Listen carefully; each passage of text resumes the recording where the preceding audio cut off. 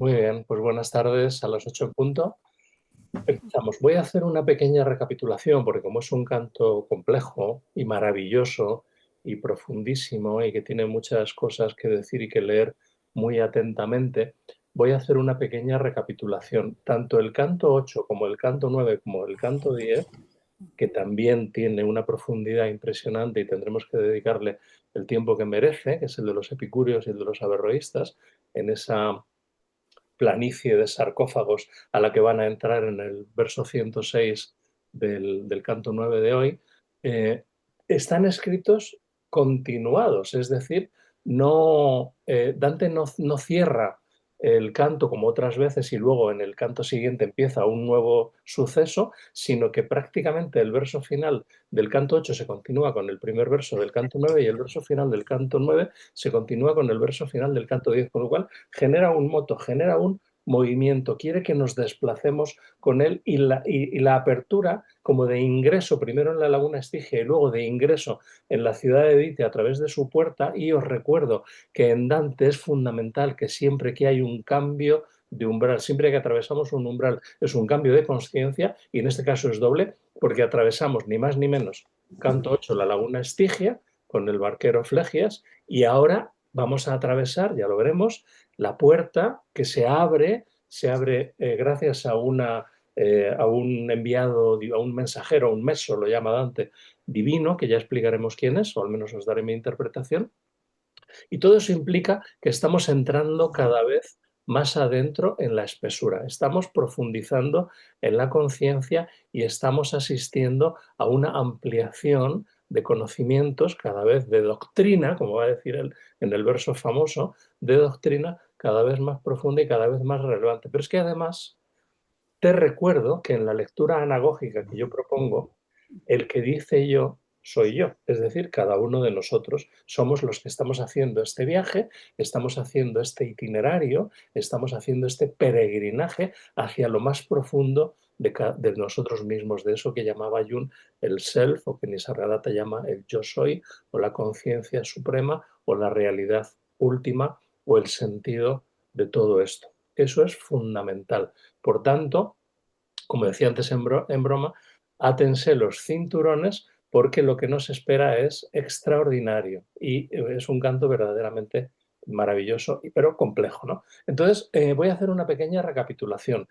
Dejan la laguna Estigia, llegan a la orilla, están todos los pecadores de ira dentro de la laguna, Flegias, aquí el barquero que ya les ha dejado, se aleja, aquí entran Dante espera en la orilla, Virgilio se acerca a la puerta, aquí hay una innumerable copia de demonios, habla con ellos. Hasta ahora, cada vez que hemos tenido que atravesar un umbral de la mano de Virgilio, Virgilio se enfrentaba a Caronte, el barquero, o a Minos, y les decía, oye, que esto viene de más arriba y tú aquí no tienes que decir nada porque venimos enviados de lo alto, y se te franqueaban en un caso cruzar el río Caronte y en otro caso atravesar la segunda fosa sin más problema. Y en el primer caso la puerta que estaba rota porque la había roto el propio Jesucristo, como explica Virgilio, le explica Dante, y volveré sobre eso porque es muy importante el tema de qué puerta estamos abriendo ahora, quién la abre y cuál es el cometido de entrar en la ciudad de Edite desde un punto de vista simbólico. Bien, entonces, el problema es que estos demonios hablan con Virgilio, Dante, que está lejos, le echan como la bronca, le dice, tú te vas a quedar con nosotros y ese tiene que volver por donde ha venido, y a Dante se le pone una cara de pánico que no se resuelve cuando ve que Virgilio se da la vuelta, se gira y dice, pero bueno, pero ¿cómo no he conseguido entrar? Y entonces cuando ve la cara de Dante con ese pánico que tiene de creer que se va a tener que volver solo por donde ha venido, Virgilio se recompone para que su eh, discípulo no entre en pánico, se recompone de alguna manera y entonces le dice que no se preocupe porque vendrá alguien de lo alto, que ya le estamos esperando, que será quien nos ayude a atravesar una puerta que a él, la entrada de esa puerta, la apertura de esa puerta, se le ha negado. Entonces, Dante que está aterrorizado y que siente un pánico tremendo, en el fondo lo que le va a preguntar a Virgilio, pero se lo pregunta muy finamente, que Dante es un señor muy fino y admira mucho a su maestro, pero en el fondo Dante lo que le va a preguntar es, oye, pero tú sabes bien esto de qué va, tú te conoces el camino, tú sabes dónde nos estamos metiendo, pero se lo pregunta finamente y le dice, en este fondo de la triste olla, ¿bajó alguien desde la primera fosa? O sea, la primera fosa quiere decirse desde el círculo de los que están en el limbo, ¿no? De esas almas puras, pero que no han recibido el sacramento porque nacieron del bautismo, porque nacieron antes de Cristo, y sin miedo ni esperanza, sin pena ni gloria, viven en un castillo diamantino maravillosamente, pero no pueden gozar del paraíso. Hasta allí llegó Beatrice, acordaos, ¿no? A hablar con Virgilio para pedirle ayuda. Entonces le dice Dante finamente, oye, pero alguien desde donde tú vives ha bajado aquí y conoce el camino. Es una manera de preguntarle si sabe de qué va esto. Y entonces Virgilio responde, y quiero detenerme aquí porque releyendo este libro maravilloso de los poetas de la literatura del maestro García Calvo, creo que alguien tiene el micrófono encendido, si lo podéis apagar porque he oído una tos. Os agradecería que lo apagarais. Em, este libro sobre Virgilio, que lo he estado releyendo ya, y así le hago un homenaje al maestro García Calvo, que muchos sabéis que yo acudía semanalmente, fielmente, los miércoles a las tertulias del Ateneo en la Cacharrería, en el Salón de la Cacharrería. No sé si estará por ahí Sara Cantó, pero si no está, luego nos oirá y quiero homenajear al maestro. Dice cosas muy interesantes que ahora quiero compartir. Por eso he vuelto un poquito atrás. Entonces, aunque esto ya lo leímos la semana pasada, vuelvo porque tengo más datos que me parecen importantísimos y relevantes. Entonces Virgilio le dice, sí, sí, yo otra vez estuve aquí conjurado por la cruel Eritón, que reclamaba a las almas de los cuerpos muertos. Y entonces dice lo siguiente, mirad, atentos al verso 25, di poco era di me la carne nuda, que ella mi fece entrar dentro a quel muro per trarne un espíritu del cerchio di Giudea. O sea, hacía poco que mi carne estaba desnudo, o recién desnudo estaba de la carne, como os he traducido. Mirad, la mayoría de los dantólogos lo que traducen y lo que interpretan de este verso es que Virgilio hacía poco que había muerto. Pero eso no tiene ningún sentido. ¿Sabéis por qué? Y Dante lo sabe perfectamente, no puede cometer esa burrada, esa burrada cronológica, o sea, es imposible. Dante sabe que Virgilio muere en la época de Augusto, en el 19 de, de nuestra era. Y, perdón, antes de nuestra era. Augusto murió en el 14, ¿no?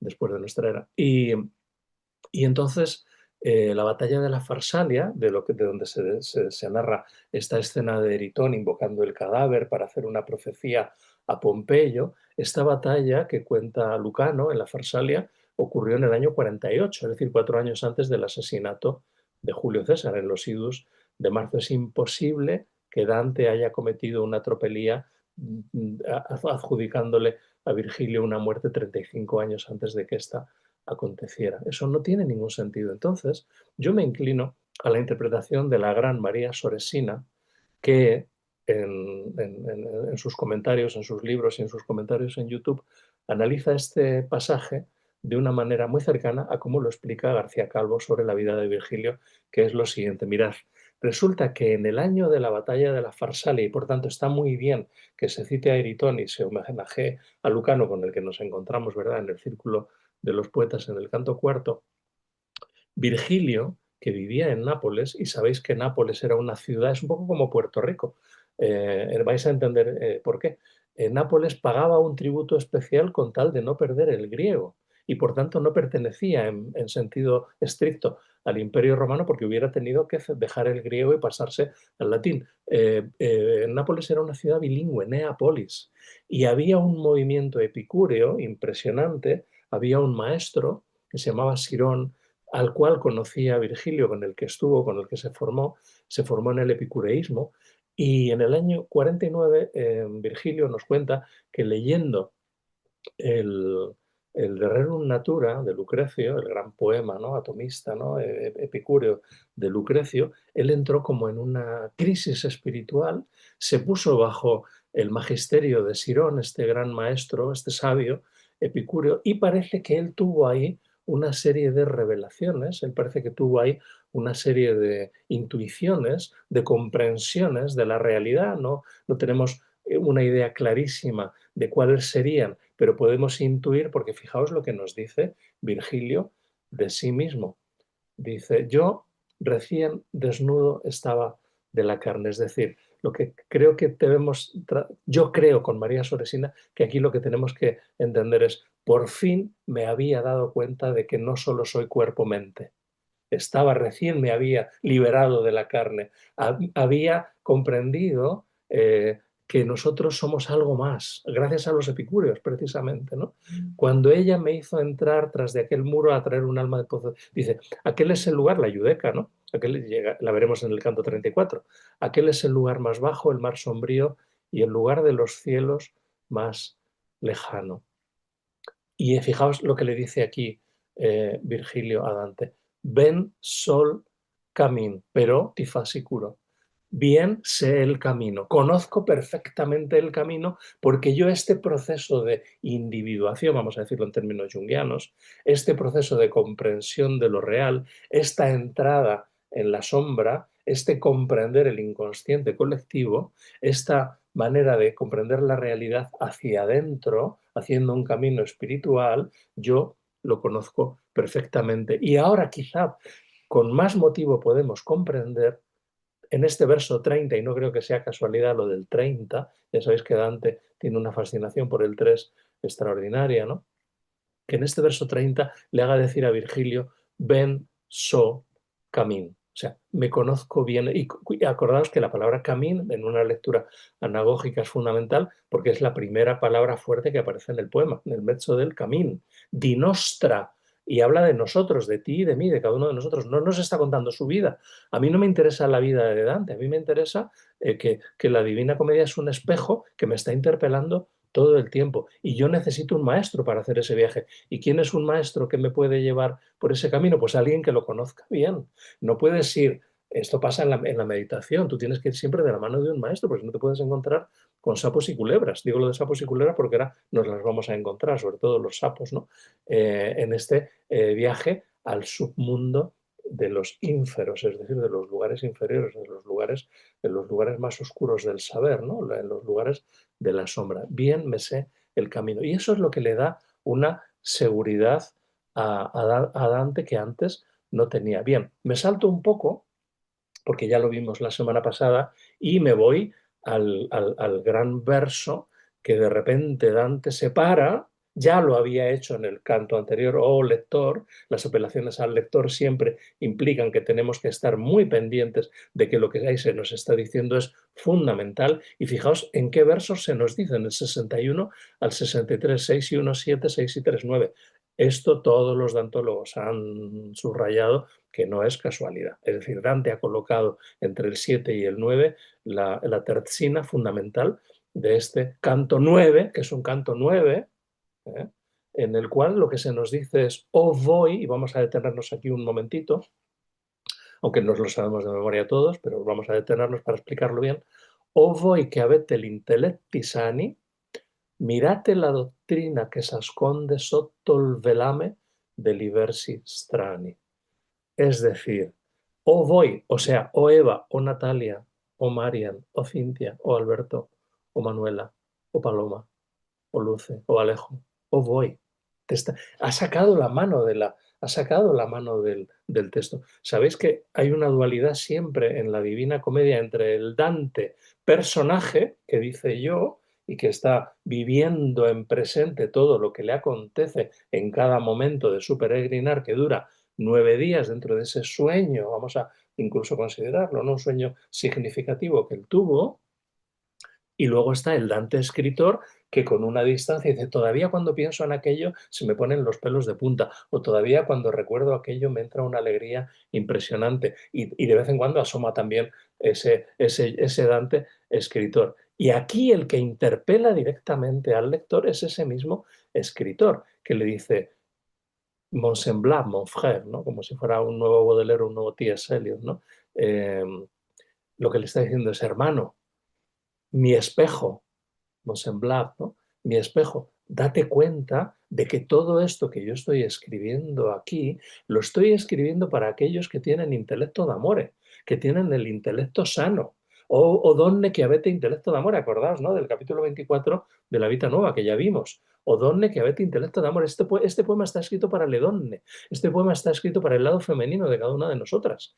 Este poema está escrito para la sabiduría amorosa que hay en cada uno de nosotros, que está en el corazón, que es el sol en el universo. El corazón es el sol, de la misma manera que la mente es la luna. Todo esto ya lo hemos explicado en clases de alquimia previas. Acordaos de esto, que es fundamental. Entonces, o voy, o vosotras, podría decirnos, ¿verdad? O donne, porque además está escrito en el vulgar, no está escrito en latín, no está escrito para letrados, está escrito para ti y para mí, que vamos al mercado y que hablamos en la lengua que si dice mamma y papa, que esto también lo hemos explicado alguna vez, ¿no? Entonces, o donne, o sea, voy, ¿no? O Natalia, o Eva, o María, no Alberto, o donne, que avete l'intellecti sani, o sea, que tenéis la inteligencia pura, clara, abierta, transparente, iluminada, como diría San Agustín, luminosa, que estáis en contacto con lo real, que tenéis una apertura a la realidad. O vosotras que tenéis esta apertura de corazón y de mente a la realidad que yo llamo intelecto d'amore,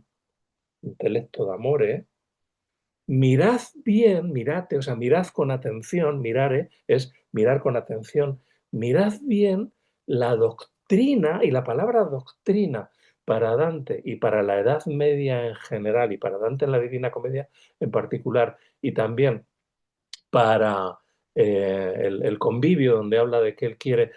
Hay un momento en el convivio, no sé si lo tengo aquí, os lo he puesto luego en Substack, ya no me acuerdo si lo tengo aquí o en Substack, pero bueno, lo vais a recibir en un rato, un artículo mío sobre esto, que así puedo ir un poquito más deprisa y ahí hablamos de algunas de estas cositas. Él en el convivio, en el capítulo 2 del primer libro del convivio, dice que quiere escribir su libro para transmitir la doctrina que de otra manera sería imposible.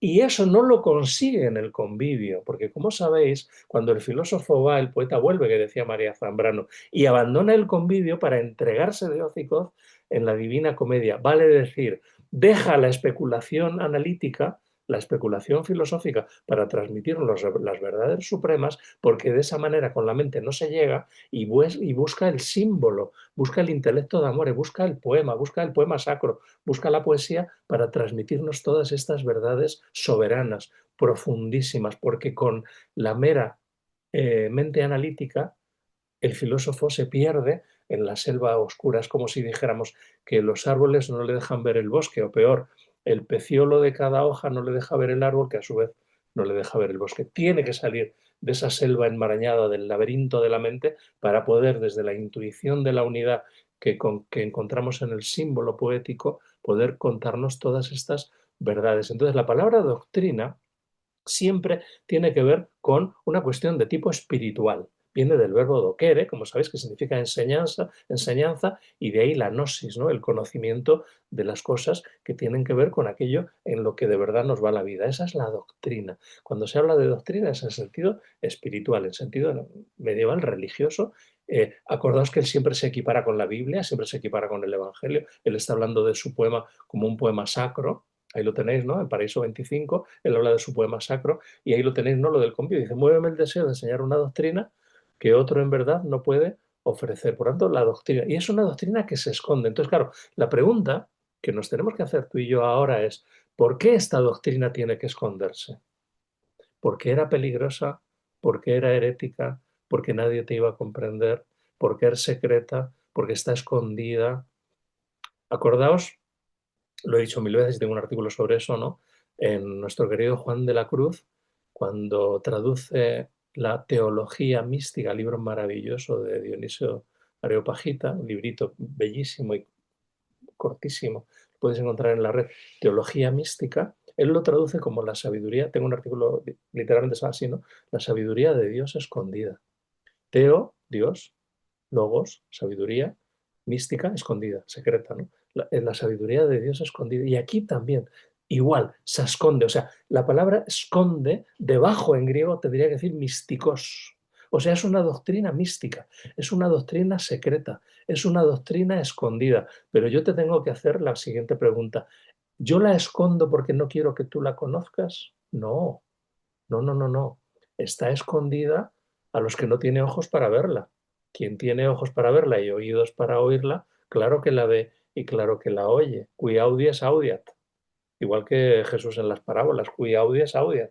Entonces, no es que esté escondida porque yo no te quiera enseñar un secreto que me lo quedo. No, no, no, no. Es que nadie lo quiere. Es que nadie lo ve, pero porque no les interesa. Porque están en otras cosas. Entonces, lo tienes delante, pero no lo ves.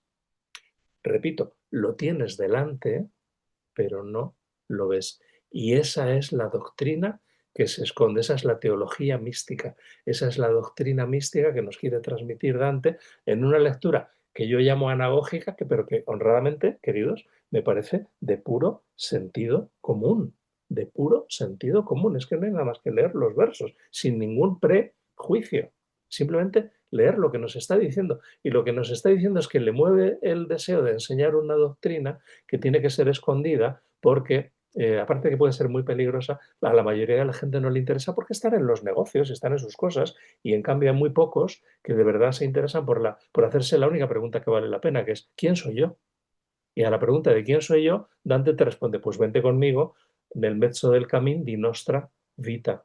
Y además vamos a ir con alguien que se conoce, ben conozco el camino, bien ven el camino, me lo conozco muy bien el camino, entonces vamos a ir con Virgilio. Y cuando ya Virgilio no nos pueda llevar más allá del paraíso terrenal, es decir, a la plenitud de lo humano, vendrá la intuición de la belleza, vendrá la gracia y nos seguirá llevando para hacernos uno con las estrellas y considerar el universo, que sabéis que es un verbo que me gusta mucho usar cum siderae, ¿no? Considerar es abrazar las estrellas.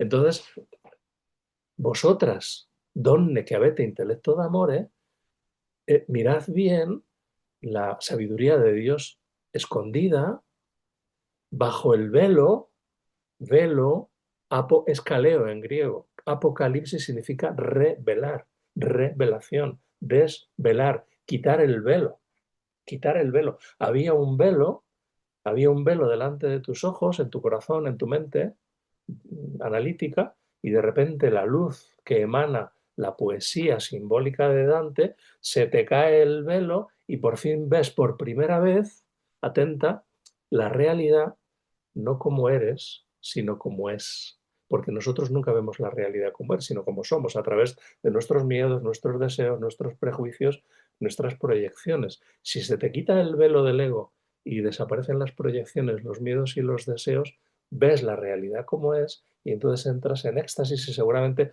vas a caer de rodillas y lo mínimo es que te vas a descalzar porque estás pisando tierra sagrada. Entonces, bajo el velo deli versi strani, o sea, los versos son mis versos, dice Dante, ¿no? Y extraños. Bueno, esto se ha querido como quitarle hierro, no, pero aquí Dante de lo que habla es que son versos un poco misteriosos, porque ya sabes cómo es Dante, jiji, jaja, ni jiji ni jaja. Está diciendo literalmente que son versos extraños. Y extraño, tanto en italiano como en español, significa extraño. Porque son extraños, pues son más raros que un perro verde. Pero luego, si los miras bien desde el intelecto sano, resulta que no son extraños, sino que son evidentes. Y esa es la gracia.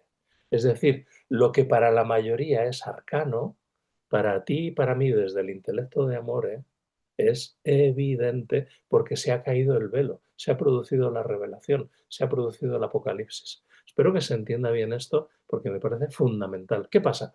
Que estos versi strani, ¿a qué se refiere? A los inmediatamente anteriores, es decir, a explicar bien quiénes son las furias, las erinias, quién es la gorgona medusa, el papel de Teseo en todo esto, o los inmediatamente siguientes, cuando venga el enviado celeste, a quién se refiere, quién es ese enviado, por qué viene con una varita mágica y abre la puerta. Se refiere en general al canto 9 o, como piensa María Soresina y yo detrás, o se refiere a toda la obra, a los 15.000 versos, a la Divina Comedia. Es decir, aquí lo que nos está dando es la manera en que nosotros tenemos que interpretar toda la Divina Comedia. Y os pongo dos ejemplos, de uno ya os hablé la semana pasada y el otro os he traducido el prólogo de Humberto Eco, que es interesantísimo, lo tenéis en mi Substack, dos libros completamente opuestos, porque es muy interesante ver todas las interpretaciones que se han dado. Entonces, Giovanni Pascoli, el poeta, se entrega por completo ya en el título, sotto il velame, saggio di un'interpretazione generale del poema sacro. Fijaos que usa el lexema poema sacro de Paraíso 25, es decir, lo está leyendo en clave epistemológica de poema sagrado bíblico, de nueva noticia, de buena noticia, de evangelio, ¿no? De la edad del espíritu, como hemos visto mil veces. Y entonces Giovanni Pascoli está convencido de que esa es la lectura correcta de la Divina Comedia, que hay que leerla en clave mística, todo el tiempo, en clave espiritual, en clave, nosotros diríamos, anagógica. ¿De acuerdo? ¿Qué pasa? Pues que hay sus detractores y aquí tenéis un libro estupendo. Claro, ninguno de los dos está traducido al castellano. Ya me gustaría tener esa editorial en la que siempre me invento para traducir todo esto, ¿no? Pero muchos leéis italiano, ¿no? Y en cualquier caso os he traducido el prólogo de Umberto Eco, que es interesantísimo. Umberto Eco no es partidario. Umberto Eco nos llama los amantes del velo o los de la secta del velo, ¿no? O sea que a todo, según él, le queremos encontrar tres pies al gato y todo lo queremos leer en clave simbólica, en clave analógica, en clave anagógica, como si fuéramos todos poetas, eh, eh, como si fuéramos todos una especie de Baudelaire, ¿no? De la vida que vemos en todo analogías entre el macrocosmos, el micro. En fin, se burla de todo eso, pero lo hace muy bien, se burla muy bien. Recordad que la mejor novela de Umberto Eco, que es El péndulo de Foucault, seguida seguramente de Baudolino, que también es estupenda, hay toda una crítica a la gnosis, al gnosticismo, en ambas, ¿no? En uno, en la final del siglo pasado y en la otra, en la Edad Media, pues con la conquista de Jerusalén, el rey Balduino, todo ese juego que hace. Son dos novelas estupendas, tanto Baudolino como El péndulo de fuego. Pero El péndulo de fuego es una obra maestra de la narrativa de finales del siglo pasado. Yo la he leído dos veces y las dos veces con entusiasmo, ¿no? Y ahí Humberto Eco se burla de todo esto que, entre comillas, nosotros hacemos, ¿no? Porque él lo que plantea es esa semiosis infinita en donde todo conecta con todo se puede interpretar de cualquier manera y así nunca podemos hacer ciencia analítica como Dios manda. Dios en minúsculas, por supuesto, porque estamos hablando de un grande, pero que es muy escéptico de todas estas cuestiones espirituales. Bueno, pues es una interpretación que él da. Os he traducido el prólogo. Aquí tenéis todos los o sea, hablan Elena Lozano, que es la traductora de Baudolino, por cierto, estupenda, María Lacalle, Claudia Miranda, Cinzia Bianchi, Sandra Favicchioli y la propia María Pia Pozzato, que es la autora de la edición, la cura de María Pia Pozzato, la idea de forma interpretación esotérica, o sea, es un poco un libro en el que se burla de las interpretaciones espirituales o espiritualistas o como ellos llaman, esotéricas de Dante, pero mi deber es daros todas las interpretaciones y esta pues también tiene su interés, por supuesto, ¿no? Espero que haya quedado claro esto, si no luego al acabar la clase sigo, porque esto es fundamental. O sea, estos tres versos son de los versos más importantes que vamos a leer en toda la Divina Comedia. O sea, de los 15.000 versos, estos tres son fundamentales. Y os ha dado, en mi opinión, la clave de lectura de toda la Divina Comedia, no solo de las erinias o del enviado celeste que va a venir ahora, sino de toda la lectura de la Divina Comedia que tienes en el grabado maravilloso de Blake, ¿no? Para él también un ángel, para mí también, ahora os explicaré, ¿no? Aquí están los demonios, aquí está Dante muy perjudicado y Virgilio que lo agarra como puede, en fin, y aquí está el ángel, para mí es un serafín, ahora os explicaré por qué, con la mano izquierda quitando la niebla y con la mano derecha con un vergueto, con una vara, con un caduceo, que ha hecho que en algunas interpretaciones hay algunos dantólogos que se plantean y lo que nosotros tenemos que hacer es superponer todas las interpretaciones, no hay por qué rechazar, sino más bien al contrario, trenzar, como haría el propio Dante, dado que él apela constantemente a la mitología greco-pagana, dado que él funde con toda naturalidad, con una eficacia extraordinaria, lo que yo llamo la doctrina del trenzado, ¿no? Que en el mismo, lo que llamamos ninfas de Judea, ¿no? Es decir, en el mismo verso mete a una tradición greco-pagana y la junta con una tradición judeocristiana, lo hace constantemente. No nos tendría que extrañar que si este verguetto fuera un caduceo y él tiene alas, las tuviera en los pies, imaginaos que tiene alas, que fuese Hermes y ese enviado del cielo, ya sabes que Hermes es el que une el cielo con la tierra. En el ámbito masculino de la divinidad, Hermes es el vínculo entre la tierra y el cielo, y en el lado femenino es Iris, de ahí el arco Iris, ¿no? Entonces tenemos a Iris y a Hermes. Bueno, pues Hermes con su caduceo, el cuadro de Botticelli, ¿no? Del nacimiento de la consagración de la primavera, ¿no? Del jardín de Venus, con su caduceo y sus alitas. Podría ser Hermes, podría ser un serafín o podría ser las dos cosas, porque a Dante le encantan estos trenzados. Fijaos cómo nos lo presenta. Nos lo presenta con imágenes bíblicas y siguiendo la doctrina del trenzado, uniéndolas a imágenes greco-paganas, en este caso grecolatinas, de Ovidio de las Metamorfosis. Os lo voy a explicar. Leo el verso, lo traduzco y os lo explico. Mirad. Entonces, mirad la doctrina que se esconde bajo el velamen de estos versos extraños, y él, acordaos que sigue teniendo la mano de Virgilio tapada para que la Gorgona Medusa no lo petrifique, es decir, hay cosas que no se pueden mirar porque te petrifican, y en cambio hay otras que sí se pueden mirar, pero con reverencia y calladitos, que es lo que va a pasar con este Hermes angélico que vamos a encontrar aquí, este serafín hermético con el que nos vamos a encontrar.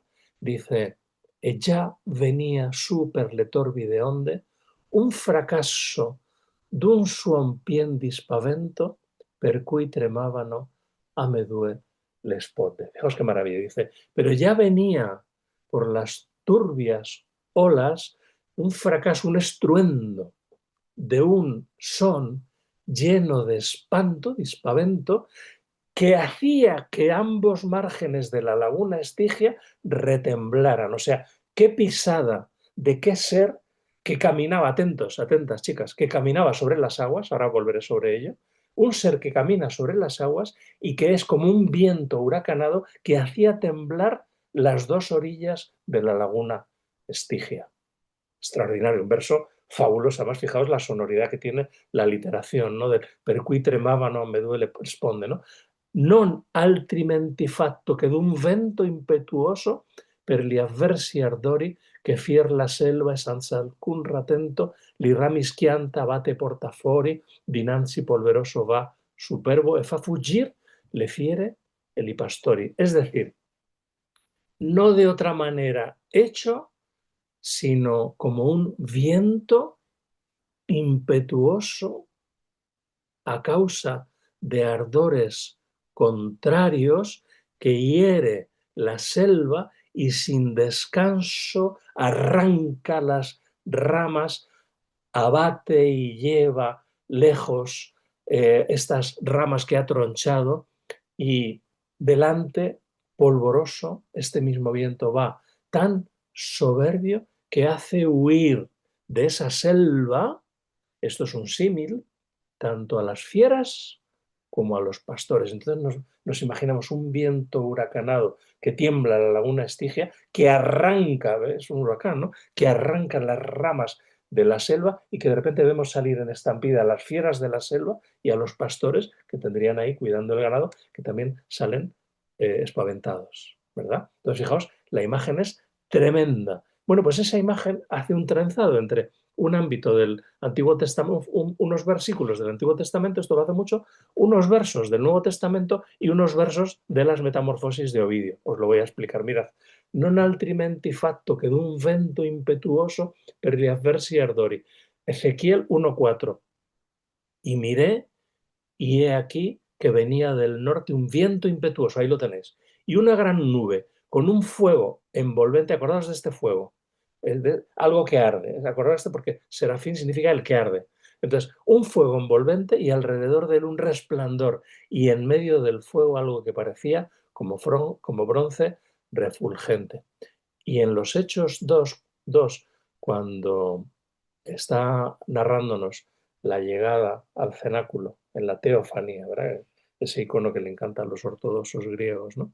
Cuando nos está contando en el cenáculo la llegada de la Ruj, de la Ruá, del Espíritu Santa, fijaos cómo nos lo cuenta en la traducción Reina Valera. Y de repente, de improviso, de súbito, vino del cielo, es decir, cayó, un estruendo, el mismo fracaso, el estruendo, un estruendo como de un viento recio que soplaba. Ahí tenés al Espíritu Santo, como un viento recio que soplaba.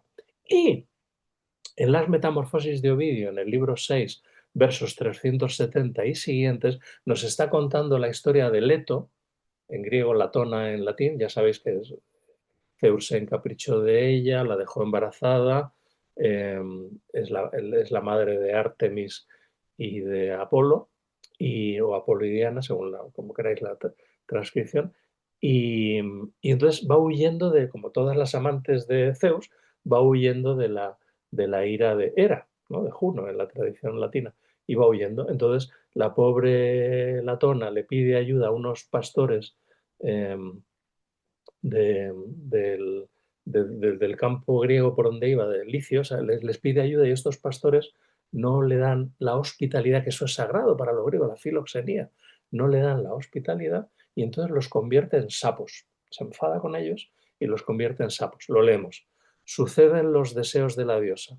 Gustan de estar bajo las ondas y ora todo su cuerpo sumergir en la cóncava laguna, ahora sacar la cabeza, ahora por lo alto del abismo nadar, a menudo sobre la ribera del pantano sentarse, a menudo a los helados lagos volver a brincar, pero ahora también sus torpes lenguas en disputa se ejercitan y haciendo a un lado el pudor, aunque estén bajo agua intentan maldecir. Este es un verso muy famoso, fijaos que además en latín suena maravillosamente, ¿no? Tiene el uso de los dos hemistiquios, ¿no? Quam vis sin sub aqua maledicere tentam, ¿no? Es ahí la estructura especular, se llama esta construcción, la estructura especular, ¿no? A pesar de que están bajo el agua, intentan maldecir bajo el agua. Su voz también ya ronca es y sus inflados cuellos hinchan y sus propios voceríos les dilatan las anchas comisuras. Sus espaldas la cabeza tocan, los cuellos sustraídos parecen, su espinazo verdea, su vientre, la parte más grande del cuerpo blanquea, y en el limoso abismo saltan nuevas las ranas. Fijaos, Liocchi mi solse e dice, o sea, yo tenía todavía los ojos tapados por Virgilio para no ver a la gorgona medusa. Según viene este meso celeste, este enviado celeste, me destapa, me quita las manos de los ojos y me dice Virgilio, or drizza il nervo del viso, super quella schiuma antica, per indio de quel fumo e più acerbo. Me destapó los ojos y me dijo, ahora endereza el nervio de la vista hacia esa espuma antigua, allí donde el humo es más acerbo. Sabéis que había una niebla impresionante entre la oscuridad del infierno, más la niebla impresionante que se agarraba a las inmensas murallas de Dite, aquello era una cosa fosca, ¿no? Una, oscura, con una neblina impresionante. Entonces le dice, mira, mira, pon tu mirada sobre esa niebla porque te vas a encontrar con algo impresionante. Y el símil de las ranas, dice, come le rane innanzi all'inimica viscia. Esta la viscia es la bicha todavía de los andaluces, ¿no? Que viene de la palabra latina bestia. O sea, bicha en latín es bestia, en evolución patrimonial, da bicha. Y la bicha es por antonomasia, la bestia por antonomasia, que es la víbora, ¿no? Que es la serpiente, ¿no? Entonces, come le rane innanzi all'inimica viscia per l'acqua, si deleguan tutte finca la terra ciascun s'avicca. O sea, como las ranas ante la serpiente enemiga se sumergen todas en el agua hasta que todas se juntan en tierra. O sea, según las ranas, evidentemente aquí está en el símil, está equiparándolas a los demonios, ¿no? Demonios ranas. Entonces, estas ranas, cuando ven en un manantial, cuando en una charca, ¿no? Que están allí ozando las ranas, ven venir a la serpiente, a la bicha, ¿verdad?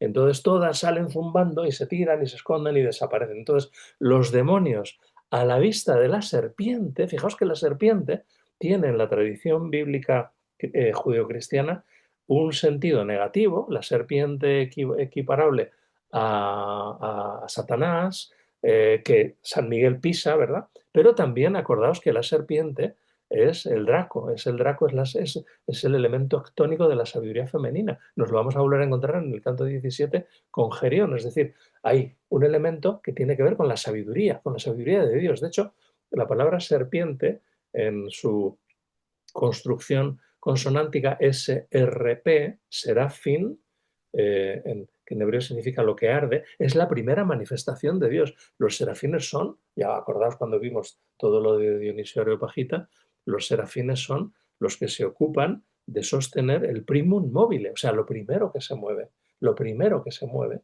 es el universo se echa a andar y a partir de ahí todas las esferas, el cielo estrellado, Saturno, Júpiter, Marte, el Sol, etcétera, Mercurio, Venus, hasta la Luna y luego la Tierra. Y lo primero, el serafín es la primera manifestación de Dios que se cuida del tiempo. Sería, en el Timeo de Platón, sería el equivalente al demiurgo, ¿no? O sea, es la primera manifestación de Dios, los serafines, ¿no? O sea, es la sabiduría de Dios. Es algo que además está ardiendo, ¿no? Con sus alas, con sus 6 alitas, que no tiene cuerpo, solamente tiene una carita, ¿no? Como sabemos, esto le gusta mucho a Matilde, ¿no? Lo de los serafines, los querubines, pues estos serafines, ¿no? Con sus 6 alitas y con su cara, que sería el fuego de Dios, la sabiduría de Dios, ¿no? La purificación de Dios, ¿no? Que viene a abrirnos, la sabiduría es la que tiene que abrirnos las puertas de Dite. ¿Qué nos está diciendo? Vamos a parar aquí un momento, como veis el canto es complejo. Vamos a ver, nosotros atravesamos la primera puerta, nada más entrar en el canto 3, la Chateau y Esperanza, voy que entrate, y esa puerta estaba, dice el verso, spalancata, estaba abierta de par en par de un zapatazo, ¿no? Que ya vimos además, como nos explicó en el canto anterior Virgilio, que esa puerta él ya se la encontró en su momento abierta porque alguien un poquito antes que él la había abierto de par en par para sacar a las almas, a los justos de la Seol, ¿no? A todos los justos del Antiguo Testamento, empezando por Adán y Eva, y os puse el fresco de la Capilla de los Españoles, ¿no? de Santa María Novella, en donde se ve muy bien esta imagen de Jesús entrando victorioso, ¿no? En su anástasis, ¿no? Entrando victorioso en los ínferos para ascender a los cielos, llevándose a todas las almas, empezando por la de Adán y Eva, que le estaban esperando. Muy bien. Esa es la primera puerta, la puerta de arriba del infierno, pero hay más, vemos que hay más puertas. Esta es la puerta de la ciudad de Dite, del infierno propiamente dicho.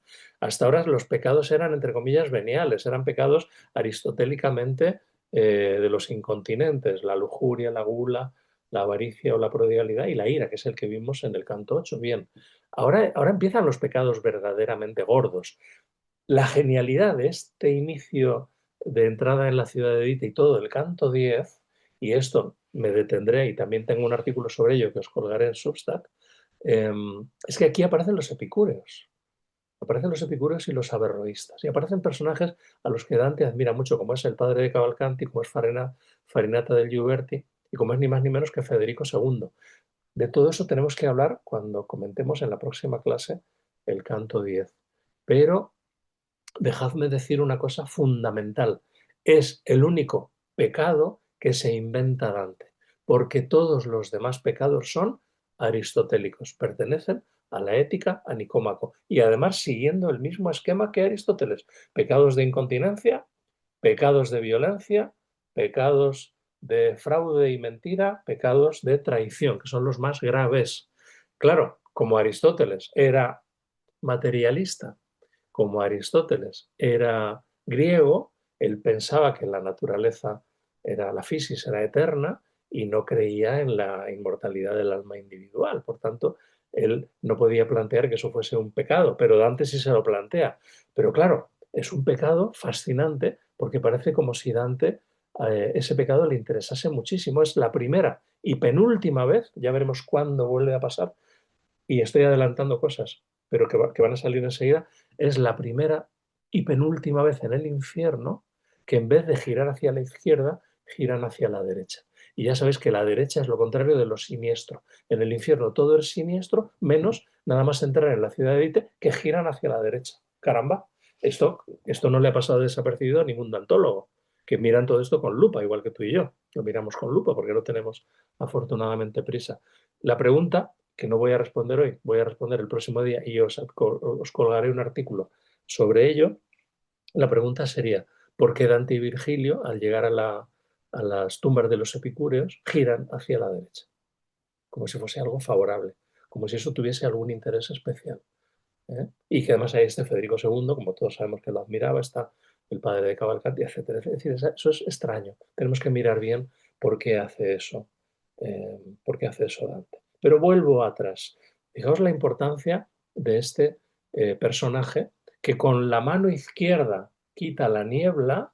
Dante está observando esa niebla porque Virgilio le ha dicho que la vea porque va a ver aparecer ahí al enviado de Dios, y en la derecha lleva la varita con la que es la sabiduría de Dios, ¿verdad? O el caduceo, que es lo mismo, porque Hermes es la sabiduría, ¿verdad? Con la que va a abrir la puerta de Dite. Y mi pregunta que te hago ahora para que le des vueltas, Manuela, te voy a hacer una pregunta de esta pregunta que a ti te encantan. La pregunta que te voy a hacer es, vale, Jesús el Cristo abrió la puerta de arriba. Muy bien.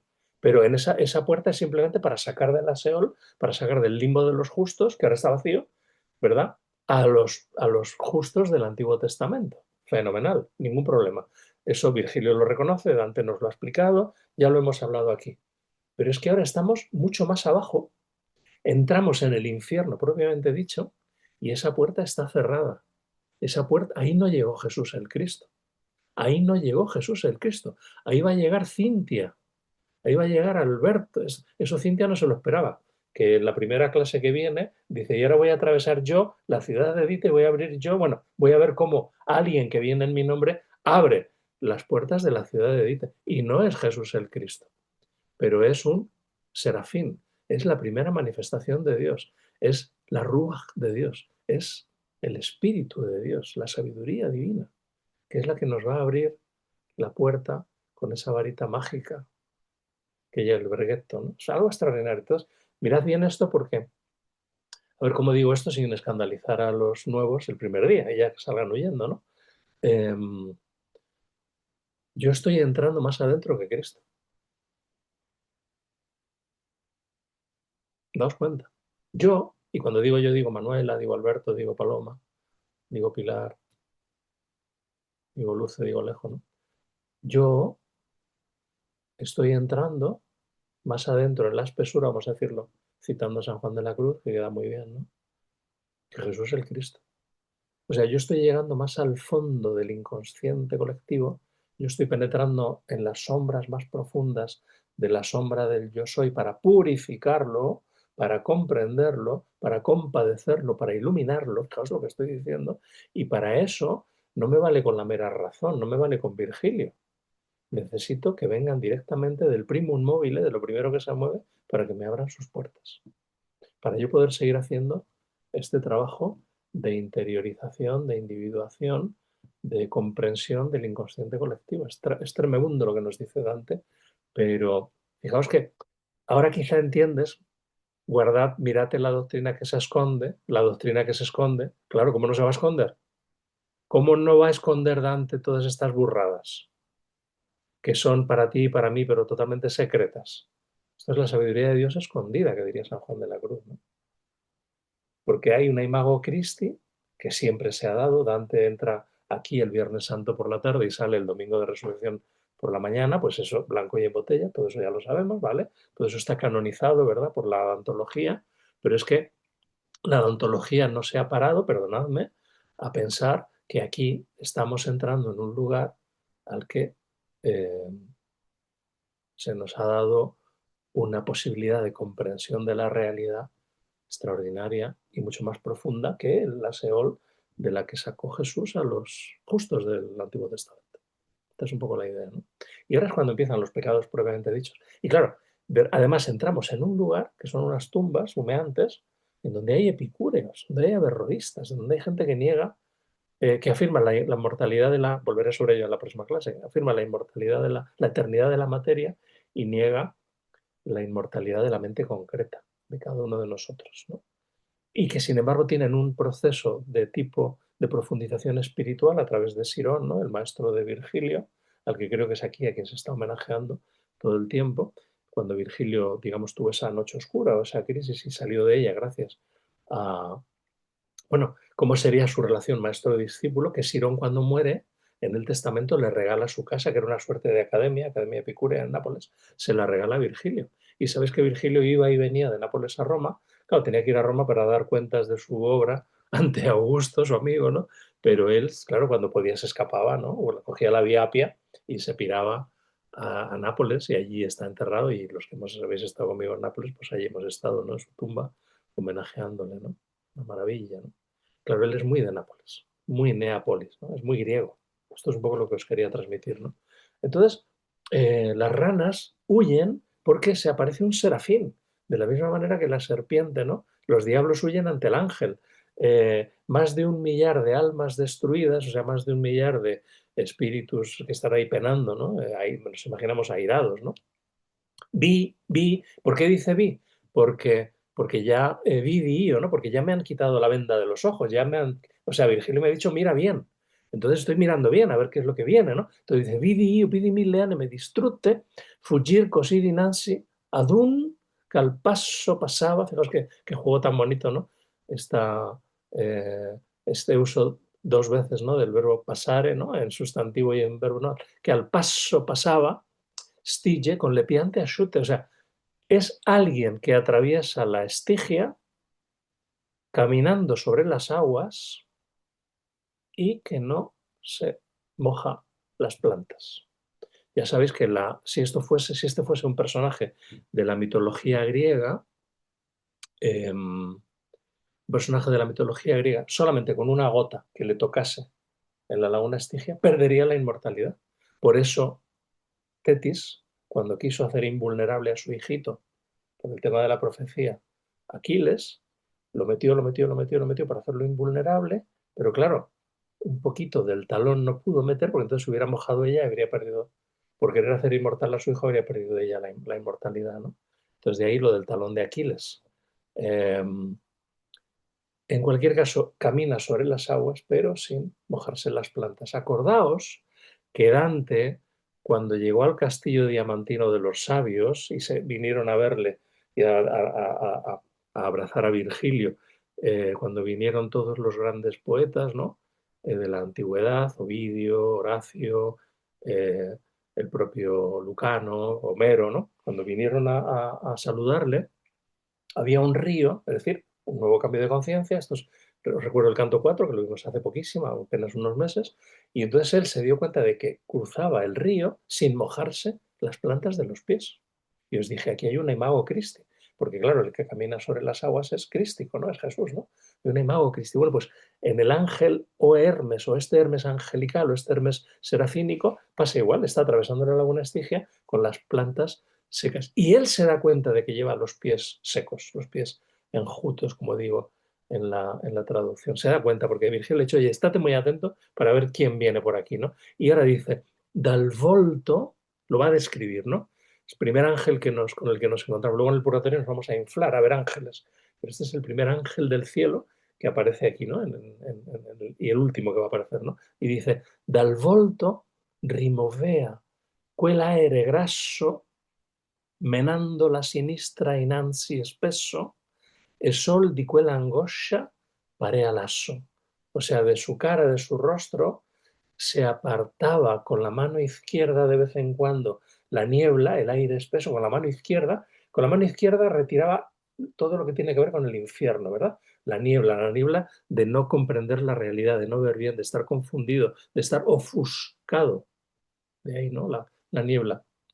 Y daba la impresión de que era la única angustia que le tenía como cansado, ¿no? O sea, qué pesado es todo esto, ¿no? O sea, un gesto displicente, clarísimo, ¿no? Un gesto displicente con la mano izquierda que retiraba las brumas de la confusión, de la ofuscación, ¿no? Y él decía, qué pereza, qué pesado es todo esto, ¿no? Hacía así, como una mirada displicente, ¿no? Y luego dice Dante, ¿no? Te dice a ti, ben m'accorsi que él era del Chelmes. O sea, Dante no duda de que aquel ser es un enviado del cielo. Messo, en latín, en griego, ángelos es el mensajero, el enviado, ¿no? El ángelos, ¿no? El que anuncia. Entonces era un enviado, era un ángel, que venía del cielo, que había descendido, ¿no? Hasta aquí para abrirnos la puerta de Dite, ¿no?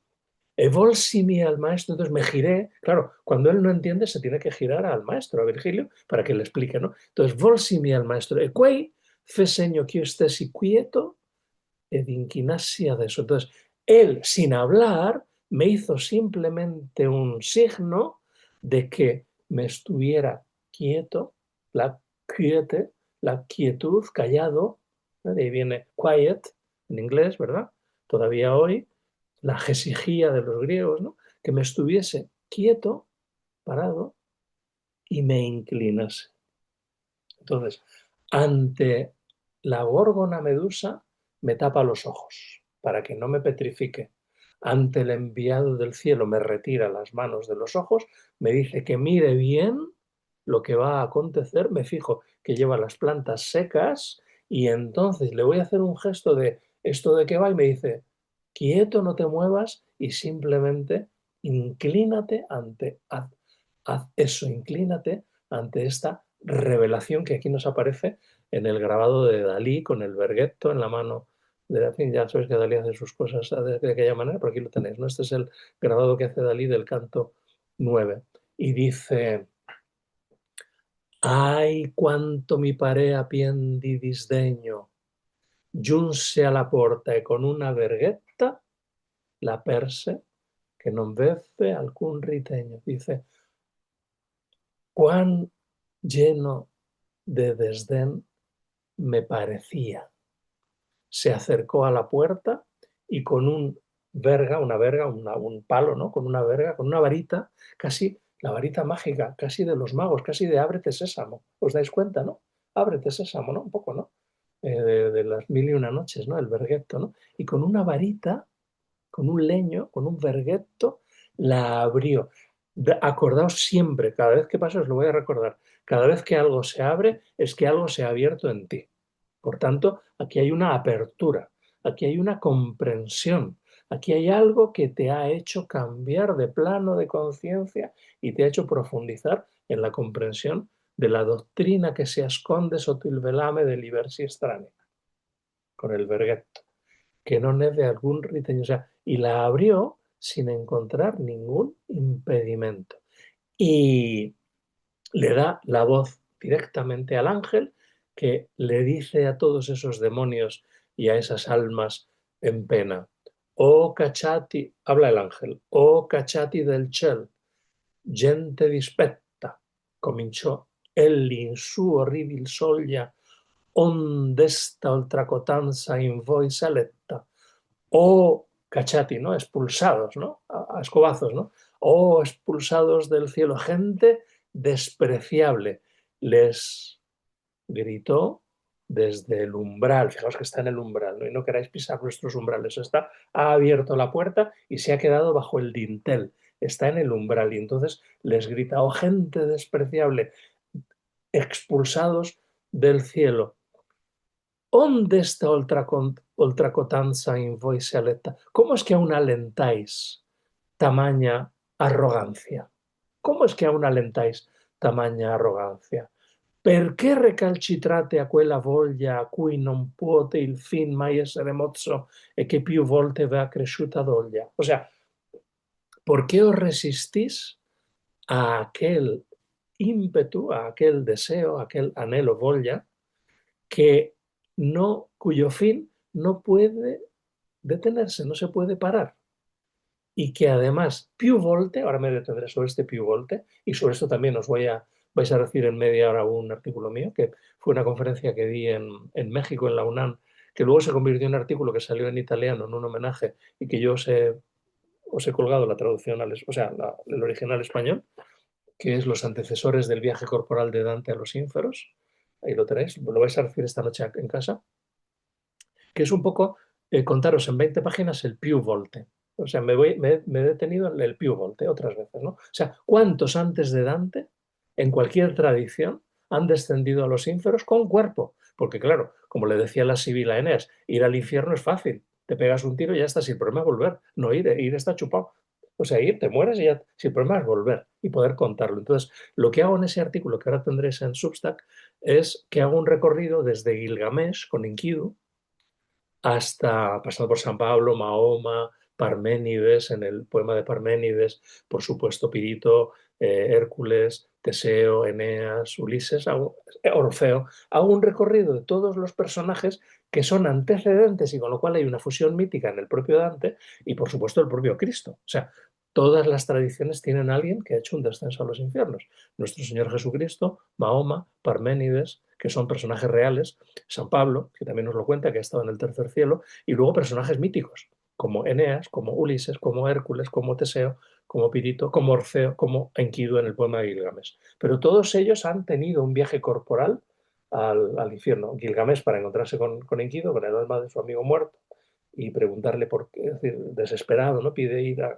conocerle y hago una pequeña reflexión sobre eso. Todo eso sale del Piu Volte, del verso 96, o sea, les dice el ángel, ¿por qué el serafín? ¿Por qué os resistís a aquel deseo cuyo fin nunca pueda detenerse y que más veces que otras veces acreció el castigo? O sea, ese più volte, fijaos, en el caso del canto que nos ocupa, ha citado a Teseo cuando las erinias dicen, ay, teníamos que haber matado a Teseo y no haber dejado que cuando intentó robar a Perséfone y no haber dejado que se quedase en los ínferos, porque luego lo rescató Hércules. Por tanto, ya en este canto se nos ha hablado de Teseo, se nos ha hablado de Hércules cuando recupera a Teseo y tiene que dejar a Pirito, se nos ha hablado, claro, de Jesús el Cristo, y ahora tú y yo, a través de la varita mágica de este serafín, que vamos a entrar todavía más adentro en los procelosos mundos de la sombra del inconsciente colectivo. Con lo cual, el territorio es interesantísimo y a la vez fascinante, pero misterioso, ¿no? Y secreto, un poco secreto, ¿no? Guardate, ven, mírate la doctrina que se esconde, ¿no? Sotto il velame de libersi strani. Y sigue hablando el ángel y le dice: che giovane l'ha fatta dar di cozzo, cervero vostro, se non vi ricorda, ne porta ancor pelato il mento y el gozo. Esto es muy divertido. Dice: ¿de qué sirve dar coces contra el destino? Vuestro can cerbero, seguro que no se os ha olvidado, todavía tiene el hocico y el mentón pelados. Esto, evidentemente, nos está narrando cuando bajó Hércules. Aquí tengo un cuadro muy bonito, un pintor italiano del siglo XVIII, Domenico Pedrini, en que va arrastrando al can cerbero, ¿no? El perro de las tres cabezas, cuando sale de los ínferos para rescatar. Primero, es el décimo, es el duodécimo. El próximo día en Vicenza, dentro del día 15, vamos a ver los trabajos de Hércules en el Teatro Olímpico de Palladio, unos cuantos de los que me estáis oyendo, y vamos a ver en esos 12 trabajos de Hércules del Palacio del Teatro Olímpico de Palladio, el decimosegundo, que es el descenso a ínferos, para recuperar a Hércules y atrapar al cancerbero, que se lo lleva amarrado a una cadena, ¿no? Y que esto aparece en la Eneida. Entonces, aquí hay una referencia al trabajo de Hércules cuando descendió a los infiernos. Dice: pero ¿por qué os empeñáis en ir contra la voluntad divina? Fijaos que está equiparando a Teseo, a Hércules, además de Eneas, Ulises, Orfeo, con el propio Jesús. Pero es que a Jesús se le equiparaba con Orfeo como el buen pastor en los siglos II y III, o sea que no nos tiene que extrañar nada. La religión órfica era muy parecida en muchas cosas. También había un descenso a los infiernos en busca del alma, Eurídice, ¿no? Con la religión cristiana de los primeros siglos. O sea, había un sincretismo con lo órfico y con lo dionisíaco, como bien sabéis. Por tanto, no nos tiene que extrañar, y Dante asume todas estas realidades sincréticas. Entonces aquí hay una mención a los trabajos de Hércules cuando Cerbero fue arrastrado de las cadenas por Hércules y dice: y todavía tiene el hocico y el mentón pelados. Que sepáis que en ningún texto de la tradición clásica, en ninguno, aparece el cancerbero con el hocico y el mentón pelado. Esto hay que atribuírselo, es original de nuestro querido Dante. ¿Por qué? Pues porque le haría gracia o porque le pareció muy simpático, pero lo de que llevase el hocico pelado el pobre perro no aparece en ningún sitio. Aparece en la Eneida, en el libro 6, ¿no? Pues, evidentemente, versos 417 y siguientes, dice: Cerbero enorme, cuando entra Eneas, ¿no? Acompañado por la Sibila, dice: Cerbero enorme hace resonar estos reinos con su ladrido de tres fauces, recostado monstruosamente en la cueva de enfrente. La profetisa, la Sibila de Cumas, acordáis que hemos estado en el antro de la Sibila, en Nápoles, ¿verdad? Maravilloso. La profetisa, viendo erizarse ya sus cuellos de serpientes, le arroja una torta adormecida con miel y hierbas narcóticas. Él, abriendo con rabiosa hambre sus tres gargantas, devora lo arrojado y afloja sus monstruosos lomos, desplomado en tierra enorme, tendido por toda la cueva. Aquí no está hablando del combate de Hércules, sino que la alusión a Cerbero, ese pelado de mentón y de cuello, quizá venga de la tradición mitográfica de los 12 trabajos de Hércules, pero también es muy relevante que unos versos antes, en los versos 122-123 de la Eneida, la Sibila diga: facilis descensus averno, noctes atque dies patet atri, ya no aditis. O sea, Fácil es el descenso al Averno, ya os lo dije antes, te pegas un tiro y te vas al Averno. Averno, que significa a hornos, lugar sin pájaros, a hornos, de ahí viene ornitología. A hornos, el lugar sin pájaros. Esto es muy interesante, ¿verdad? Ese Averno, ¿no? Cuando estuvimos, ¿os acordáis? Al salir del antro de la Sibila, que nos encontramos con el lago del Averno, que está como a unos kilómetros y paramos para hacer fotos en el lago volcánico del Averno, ¿no? Allí en Pozzuoli, acordaos del viaje que hicimos. Bien, entonces, y dice, Noctes atque dies patet atrillano aditis. Noche y día está abierta la puerta del negro, dite, la puerta de la ciudad de Dite, ¿no? Cabe esta llano aditis que está resonando todo el tiempo, ¿no? Ya sabes que antes se sabe la Eneida de memoria, pero sobre todo el canto 6, y por eso os he insistido mil veces en que es bueno llevar la lectura del infierno a la par con la lectura del canto 6 de la Eneida.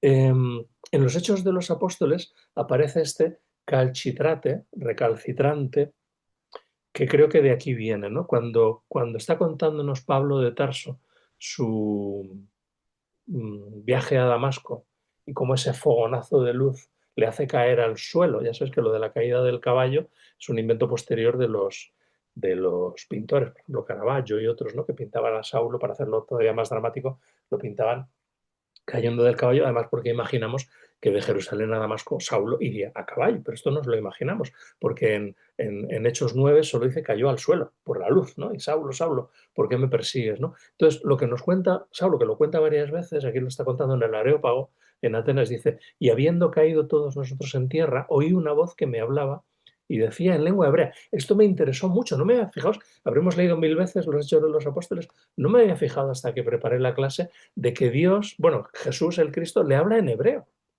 no le habla en arameo ni en griego. Esto está escrito en griego, como todos sabéis. Saulo hablaba griego, latín, lo que le echase, ¿no? Arameo, y hebreo en tanto que judío, ¿no? Pero oye, que le habla en hebreo, que es un idioma que ya no se hablaba, es un idioma ritual, es el idioma de la sinagoga, pero ya no es el idioma del mercado, o sea, era el arameo, es el idioma de Jesús. Entonces le habla en hebreo y le dice, Saulo, Saulo, ¿por qué me persigues? Y le dice, dura cosa te es dar coces contra el aguijón, que es el verbo recalcitrate de dar coces contra el aguijón, que aquí aparece, que yo creo que Dante lo coge de este versículo del Nuevo Testamento, ¿no? Y termina ahí la voz del ángel y sigue cantando Dante. Y termino ya porque lo siguiente ya es entrar en la ciudad de Dite, es entrar en los sepulcros llenos como si fueran hornos, ¿no? Donde están penando estas almas que no han creído precisamente en la inmortalidad de la misma. Y a partir del verso 106 ya es otra historia. Por tanto, prefiero que del 106 en adelante os lo cuente ya a partir de la próxima clase, porque hay toda una continuidad. Entonces, terminamos el canto 9 seguimos, y sin solución de continuidad, seguimos el canto 10 porque ya es todo el territorio de lo que nos vamos a encontrar dentro de la ciudad de Dite. Nos quedamos en los umbrales. Y en los umbrales, una vez que hemos oído al ángel, Dante sigue diciendo, poi si rivolse per la strada lorda e non fe motto a noi, ma fe sembiante domo, cui altra cura stringa e morda che quella di colui che li è davante. O sea, luego tomó el camino lordo de barro, ¿no? El camino cenagoso, ¿no? En un femotomo y no nos dijo ni media palabra, más fe sembiante domo, más con cara de alguien a quien altra cura estringa, otro cuidado le apremia y le muerde. ¡Oh, qué impresionante! O sea, abre la puerta, le echa la bronca a las almas expulsadas de Cachati dal cielo y les dice, pero ¿por qué dais coces contra el aguijón? Si ya más veces ha pasado esto, si ya aquí ha venido Teseo, si ya aquí vino Hércules, si ya aquí vino Jesús el Cristo, y hace el trenzado, mezcla a Hércules y a Teseo con Cristo. Este trenzado ya es el que le encanta a Dante. Y ahora vengo yo, y ahora vengo yo, y ahora van a entrar estos. O sea, ¿pero por qué dais coces contra el aguijón, no? Y se gira, vuelve por el camino cenagoso, no nos dice ni media palabra, sino que tiene en la cara el semblante de alguien que está apremiado por una circunstancia mucho más poderosa porque le muerde y no le interesaba nada a aquellos dos, es decir, mi maestro y yo, que tenía delante y que le hacemos un gesto así como de veneración, con la cabeza agacha, como de respeto absoluto, pero que no nos hizo ni puñetero caso, vamos, ni puñetero caso, que es que pasó de nosotros. Ni nos saludó, ni nos miró, ni nos dijo nada. Le apremiaban otras cuestiones. ¿Tendría ganas de volver al paraíso? No lo sé, no lo sé, no nos lo dice Dante, ¿no? Dice, morda da quella di colui che lì è davante.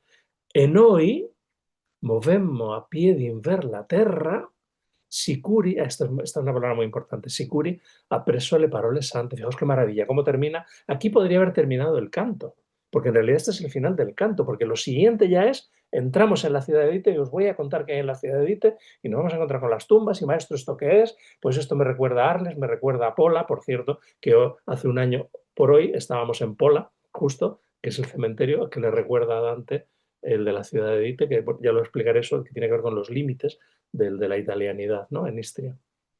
Entonces le dice, y entonces nosotros movimos nuestros pies hacia la tierra quiere decir dentro, o sea, atravesamos el umbral y ya nos sentimos seguros, esta es la palabra clave, sicuri, apresso le parole sante, nos sentimos seguros ya tras haber escuchado sus palabras santas, las palabras santas de la bronca que les echó a estos pobres diablos. Hay un dantólogo muy simpático que dice, pues sí, será un ángel y será un serafín, pero habla como un carretero. O sea, solo falta de que hubiera dicho 4 tacos y 4 blasfemias, ¿no? Pues efectivamente es un serafín, pero muy fino, ¿no? Pues les echa un broncazo impresionante, parece que habla como un carretero, ¿no? Esto es un dantólogo que analiza estos versos extraños, maravillosos que aquí tenemos, ¿no? Lo vamos a dejar aquí porque ya digo que los siguientes versos ya es dentro le entramos antes alguna huerta. O sea, ya entramos dentro de la ciudad de Dite, pero no quiero hacerlo hasta que lo empalmemos ya con la siguiente clase. Prefiero dejarlo aquí y, por supuesto, quedar a vuestra disposición para que me contéis lo que os parezca. Y las preguntas. Yo tengo una pregunta. Sí, Adelante. el serafín abre las puertas, ¿verdad? Y él es la primera manifestación de la divinidad, Correcto, como estás interpretando. Va más profundo de lo que Cristo fue a los infiernos, correcto. mucho más profundo. ¿Qué nos está queriendo decir Dante con esto? ¿Que Cristo no baja a ese nivel porque ya estos condenados no tienen salvación? ¿O por qué? ¿Por qué razón real? No, no, no. Yo te podría dar una respuesta cabalística, si me lo permites, y es que ha dejado esa salvación. O sea, nosotros tenemos que ser otro Cristo. Nosotros tenemos que hacer lo mismo que hizo Jesús de Nazaret, que asumió el espíritu crístico, pues ahora Luce también tiene que asumir el espíritu crístico. Y a Luce le corresponde ir todavía más adentro en la espesura, profundizar más, porque el camino sigue. Porque hay una cosa aquí que no es nada ortodoxa, pues, mirate la doctrina que se esconde, sotilorame de libersi strani, pero como ahora no nos oye nadie, estamos en familia, te lo voy a decir. Si Cristo hubiera consumado la salvación, ahora no habría pecado y estaríamos todos viviendo en el mundo maravilloso de la plenitud de lo humano. Pero eso no ha sido así. ¿Por qué? Pues porque hay que seguir profundizando, porque el trabajo continúa. Esto no es ortodoxo, pero es de puro sentido común. Esto es una evidencia. Y como dicen en la tele, me alegro que me haga usted esa pregunta, porque así te he podido responder. O sea, para mí es evidente. Gracias. Sí, mira, si Jesús en la cruz hubiera consumado la redención, se habría consumado. Punto. Estaríamos todos en un paraíso, ¿o no? ¿Por qué no es así? O sea, aplíqueme usted el sentido común. Entonces, ¿qué nos está diciendo Dante? Tú y yo tenemos que hacer el mismo trabajo que hizo el Cristo. O sea, tenemos que ser otro Cristo. Luz el Cristo, Nines el Cristo, hasta Ángel el Cristo, que ya es decir, ¿no? Claro, es Pero esta, siempre esta me congoja el alma esta, esta insistencia en que para estas criaturas ya no hay salvación, cuando el ángel las ahuyenta, ¿verdad? Como si ya no tuvieran remedio. eh, ahí no tengo respuesta. El ángel las ahuyenta, pero Dante va comprendiendo cada personaje con los que se encuentra y los va compadeciendo.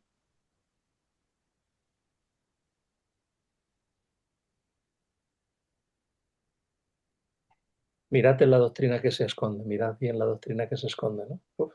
No, si mi salvación es tu lectura anagógica, porque si no me daría demasiada pena.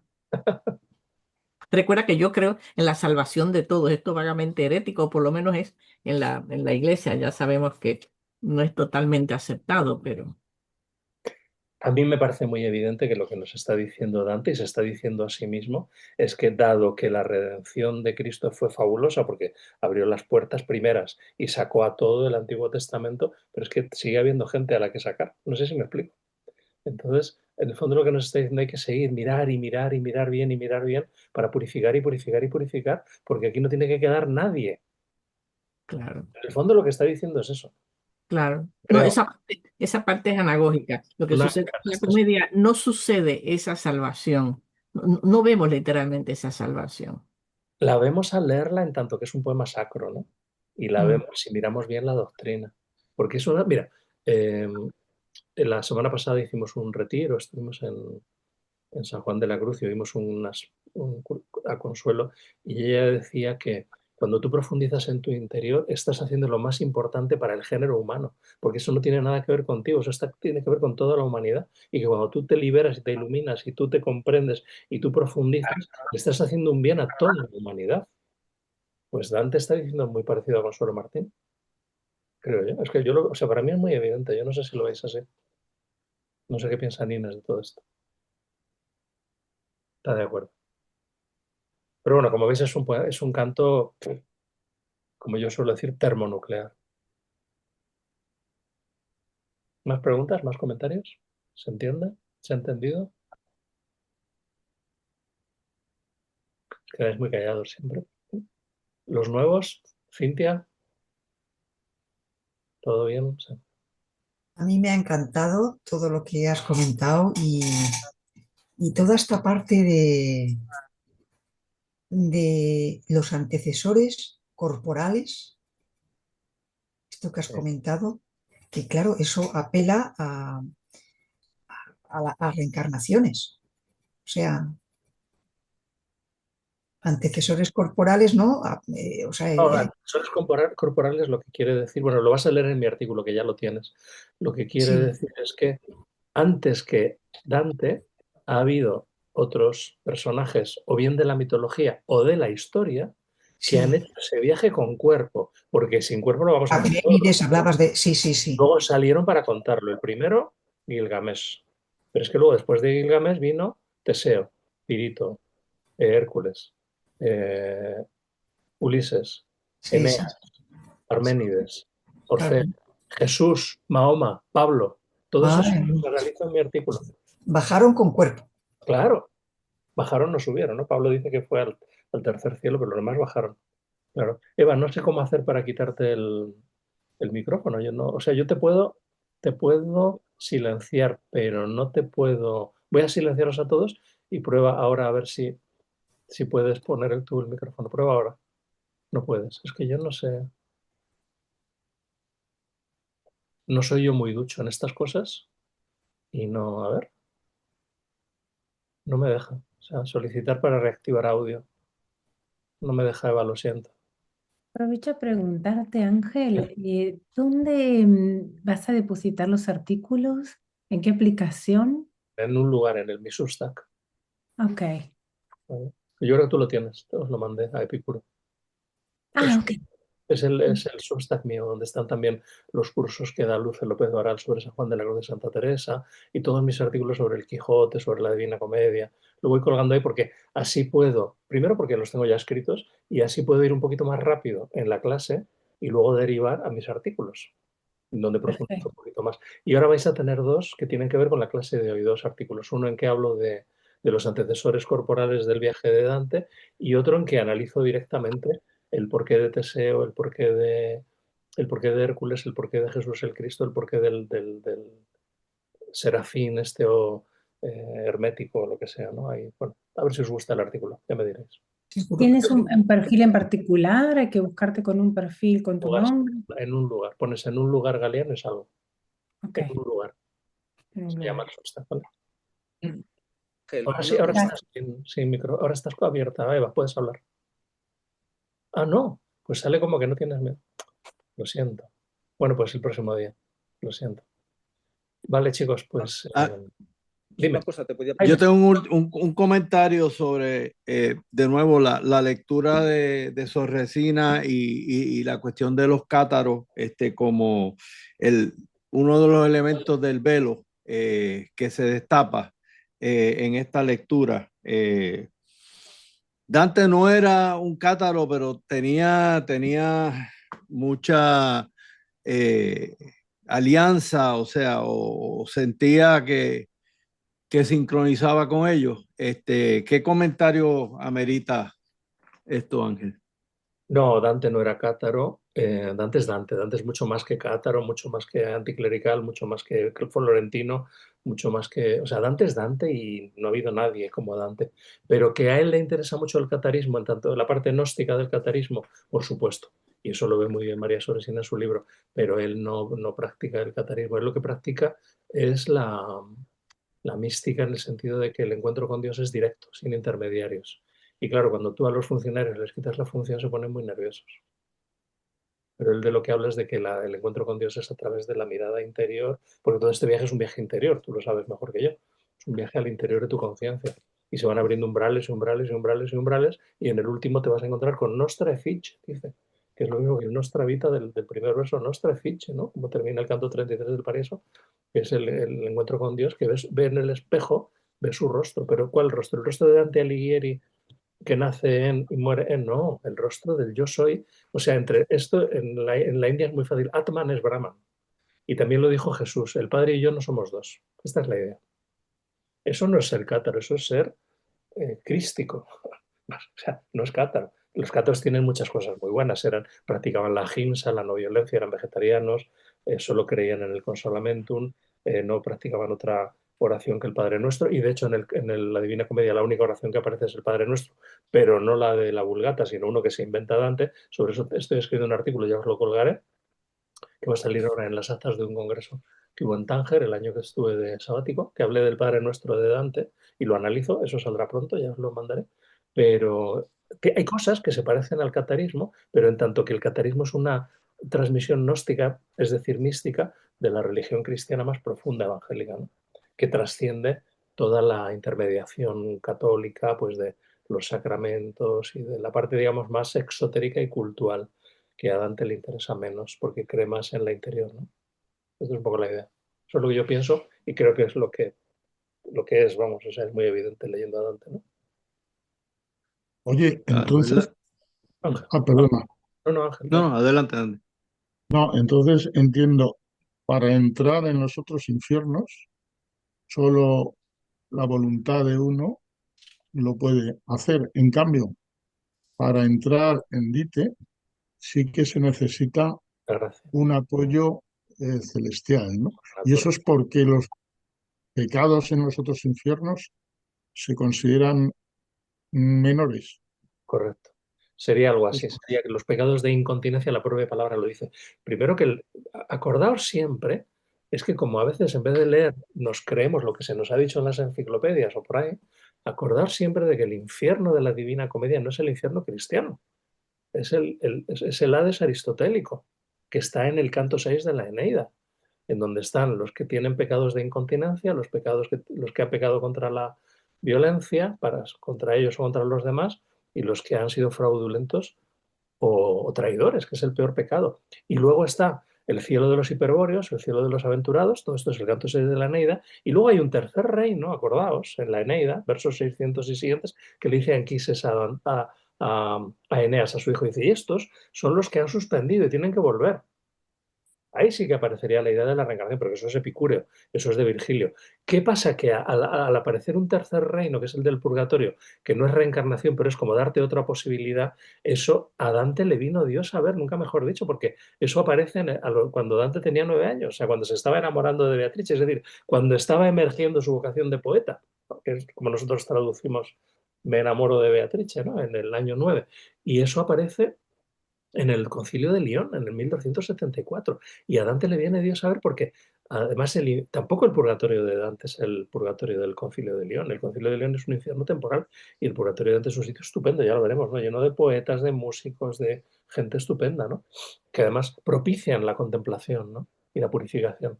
Es un teatro de la memoria. Entonces, al infierno propiamente dicho, no se va porque estás castigado. Esto lo digo siempre y también sale en mi artículo, ahora lo leeréis. Tengo este mantra, ¿no? Que lo he repetido 1000 veces. Uno no va al infierno por mentir, sino que para mentir tienes que estar en el infierno. Esta es un poco la idea, ¿no? Entonces, claro, esa puerta se abre con intervención no meramente racional de Virgilio, sino con una intervención sobrenatural, ¿no? De un enviado de Dios, de un ser afín. Perdonadme el juego de palabras, pero es que en español encima ser afín es ser afín, ¿no? O sea, podemos hasta hacer el juego de palabras, ¿no? Cuando evidentemente en hebreo significa el que arde, ¿no? ¿Vale? Ángel, una sola cosa, que el concepto de sacrificio semítico cristiano en la comedia aparece en algún momento como redención de los demás. ¿No No, aparece? nada, no. Primero que el concepto de sacrificio es un concepto pagano. El sacrificio de la misa, en donde el cuerpo se convierte en, el pan se convierte en cuerpo y el vino en sangre, y entonces eso genera un acto redentor. Eso los protestantes no lo aceptan y por eso ellos lo llaman memorial y la cena del Señor. Los que mantienen la idea de sacrificio es el mundo ortodoxo, pero solamente durante el momento de la misa. Bueno, no, ellos no lo llaman la misa, de la liturgia, ¿no? Porque luego desaparece ese pan y vuelve a ser pan. O sea, en el momento en que el sacerdote dice las palabras sagradas, ahí está apareciendo un sacrificio, que el sacrificio es convertir en sagrado algo, es hacer sagrado. Sacrificar es convertirlo en sagrado y solo lo puede hacer el sacerdote porque sacer es el que convierte algo en sagrado. Curiosamente, los católicos, que están como entre medias entre los ortodoxos y los protestantes, en el Concilio Vaticano II quitaron lo de sacrificio y lo llevaron más hacia memorial, porque lo del sacrificio ya no se entendía, ¿no? Entonces ahí se han quedado como una tierra de nadie, que ya no son ni protestantes del todo ni ortodoxos del todo. Es una situación rara de los católicos a partir del Concilio Vaticano II. Pero la idea de sacrificio, si se entendiera bien, tiene que ver con los ritos dionisíacos, tiene que ver con los ritos de Eleusis, tiene que ver con los ritos órficos, en donde algo se convierte en sagrado a través de unas palabras. Y eso provoca un acto redentor, en donde tú al tomar ese pan, de repente, como un enteógeno sagrado, porque el sacerdote tiene esa capacidad, entonces tú tomas ese pan o bebes ese vino y ya no es pan ni es vino, es el cuerpo y la sangre. Es decir, tienes a Dios dentro, enteógeno, tienes a Dios dentro. Eh, Contaba Consuelo Martín, como está en un libro suyo, lo puedo contar, que ella la primera, porque tuvo muchas, ¿no? Primera éxtasis místico que tuvo de pequeñita, de niña, que estaba en un colegio de monjas interna, fue comulgando, porque de repente se dio cuenta de que Dios lo tenía dentro y dice, ¡pum! Y entonces tuvo un éxtasis y cuando volvió, que le costó muchísimo, dijo, he estado en el paraíso. Y se lo provocó la comunión, no como un acto mágico de que tomas eso o como si tomas el vino te emborrachas, no, fue simbólico, pero de repente ella se dio cuenta de que tenía a Dios dentro, enteógeno, enteos, estaba entusiasmada.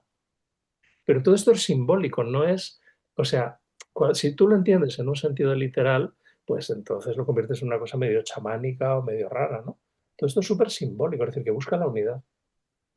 Pero el concepto del sacrificio, de la redención, de la mortificación, del sufrimiento, no lo vas a encontrar en Dante en ningún sitio, porque en eso Dante es socrático. Dante cree que la salvación viene a través de la comprensión de quién eres, no de la fuerza de la voluntad. No tengo que hacer esto, no tengo que hacer esto, no tengo que hacer esto. No lo vas a encontrar en Dante en ningún sitio. No lo busques porque no lo vas a encontrar.